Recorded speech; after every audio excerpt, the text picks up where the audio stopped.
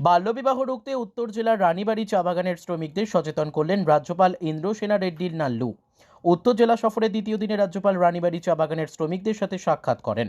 মুখ্যমন্ত্রী চা শ্রমিক প্রকল্পে 5 জন সুবিধাভোগীর হাতে জমির পাট্টা তুলে দেন এবং চা বাগানের শ্রমিকদের একাধিক বিষয়ে সচেতন করেন রাজ্যপাল।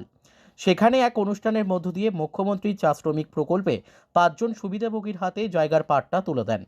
পরে অনুষ্ঠানে বক্তব্য রাখতে গিয়ে রাজ্যপাল ইন্দ্রসেনা রেড্ডি নাল্লু বলেন, চা বাগানের শ্রমিকদের ঘর নির্মাণ করার জন্য রাজ্য সরকার জায়গা দিয়েছে, কেন্দ্রীয় সরকার ঘর নির্মাণের জন্য টাকা দিচ্ছে। তিনি চা বাগানের শ্রমিকদের প্রতি আহ্বান জানান তাদের ছেলে মেয়েদের উচ্চশিক্ষায় শিক্ষিত করার লক্ষ্যে ছেলেমেয়েদের স্কুলে পাঠানোর জন্য।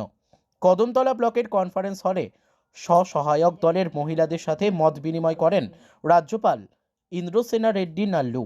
সেখানে উপস্থিত ছিলেন উত্তর জেলার জেলা শাসক দেবপ্রিয় বর্ধন, উত্তর জেলার পুলিশ সুপার ভানুপদ চক্রবর্তী সহ অন্যান্য আধিকারিকরা।